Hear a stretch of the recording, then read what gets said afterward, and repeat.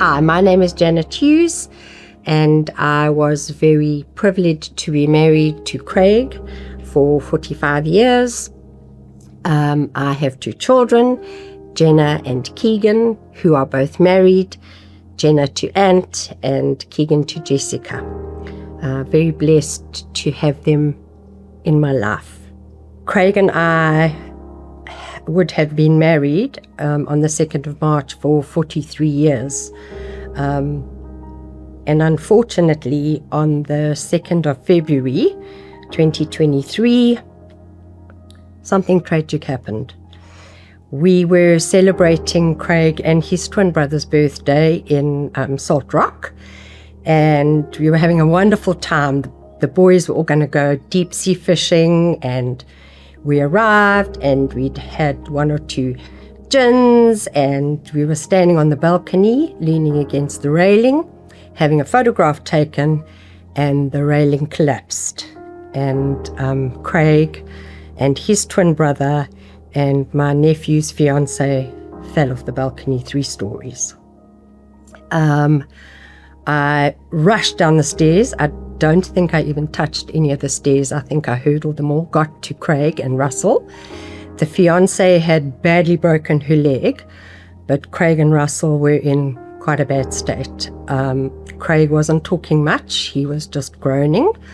My brother-in-law, Craig's twin brother, was very vocal and wanting to get up because he couldn't breathe. My nephew quickly phoned a friend who owned the place we were staying in, and they contacted the paramedics. I knelt down between Craig and his brother and laid my hands on them both, and I just said, God, please save them. Please save them. I was kneeling next to Craig, and he asked me what had happened, and I said that they'd fallen off a balcony. I got to kiss him on his forehead and tell him how much I loved him. And with that, the paramedics arrived, and I had to obviously move away, which was very hard because I just wanted to interfere and be there. I walked off, phoned my life group, funny enough, the first phone call, and just said to them, pray, pray, pray. Craig and his twin brother are not doing well at that stage. They were both still alive.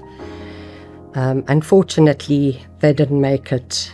Ironic that being twins, they died within seconds of each other.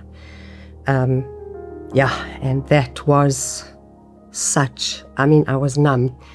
I was hysterical. I remember Debbie phoning me, her and Baz, and saying, did I want them to come? And I said, no, not to worry. Cindy and Rich phoned. And then Val and Martin Kelly, who were in our life group, they arrived because they stayed in Belito. And they arrived, and they were amazing. Staring at death, I must be honest, I was numb. I didn't really realize that it was going to be over. And until the paramedic actually came up to me and he said to me, I'm so sorry, we've done everything we could. My first thought was, what am I going to do without Craig? How am I going to live without this man I have lived with and known for so many, many years? He was my rock. He was my, I adored him. And also my children. I thought about them and how they would feel. I can't really say that at the time you can comprehend what actually has happened until you wake up the next day and the reality is that they're gone. I have lost a mom and a dad and a brother, but I think having lost a spouse, it just puts things into perspective, how you don't sweat the small stuff. I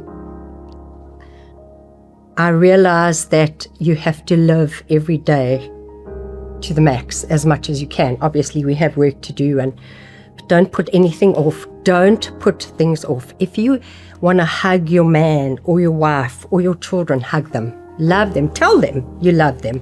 I was very privileged that I got to tell Craig before he passed away that I loved him. But it just makes you realize how quickly something you love can be taken away. And you need to make sure before that happens, because in my instance, it was quick. 1 minute we were having a wonderful time, and the next minute it was over. So I think the biggest thing is no regret. Don't ever have regrets. Get your affairs in order. Yes, we all fight and argue, and your mothers will say, don't ever go to bed cross, and I'm telling you they're right. Don't go to bed angry. Kiss, make up, but don't sweat the small things.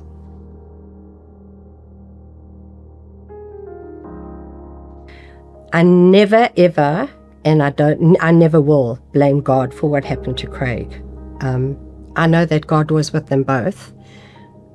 We live in a world where things happen and horrible things happen, but God doesn't cause it. But He's there with you when you walk the journey.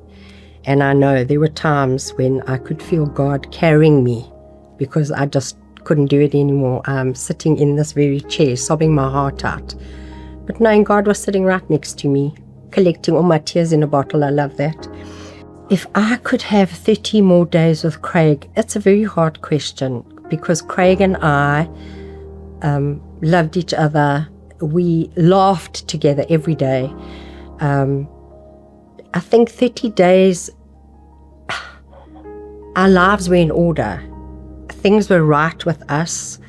We were right with God. Our marriage was good. So 30 days more. It's really hard to think what I would change. He knew I loved him. I knew he loved me. I think 30 days selfishly, just to be with him, maybe record his voice more. I can't really say if I had 30 more days. I think it would be harder. It would be harder. I asked Jenna if she had 30 more days, and she said the same thing. She said, Mom, I would love to spend those 30 days just reminding Dad how much I love him and how grateful she is for everything that Craig had ever done for her. Keegan, unfortunately, wasn't here, and when I spoke to Keegs, and he said he'd heard, shame his poor wife told him, and he said he was away on a basketball tour and he fell down on his knees because he just thought, this is not right. He wanted to get in a car and come home. Jenna told him absolutely not, and he flew in the next day. And I asked Keegan this question: if you had 30 more days with Dad, what would you do? And he said the same thing. He said, Mom, I knew that Dad loved me, and I know that Dad knew that I loved him. I miss Craig every day. I miss him at night when I go to bed. When Keegan and Jess had their baby, that was hard to be the only woman without a partner in the room meeting my new grandson, finding where I fitted in as a widow, but that I've all sorted. I'm now not scared to go out on my own. This is me. Craig is gone. I know where he is, sitting on the cloud he always wanted to sit on, fishing quietly without me nagging him. He's in heaven with God, and I'm very blessed to have the people around me who I have around me, and blessed to have my kids all living close by. I'm very blessed to have Jesus in my life and part of my walk. For those of you who are on the fence or wondering, guys, you can't do life without him. I would not be where I am right now if he wasn't in my life, wrapping his arms around me every single day. Someone who I have lent on very heavily over these 3 years when I've really battled. But he just puts a smile on my face, and he gets me up and gets me moving every single day. Don't miss out on this joy that I have. As I said before, no regrets. Make sure you tell whoever it is, your children, your grandchildren, your friends, your family, how much you love them. And just love, even those that are hard to love. Love them. And just remember that God has got you. Faith over fear, guys. That's how we live our lives.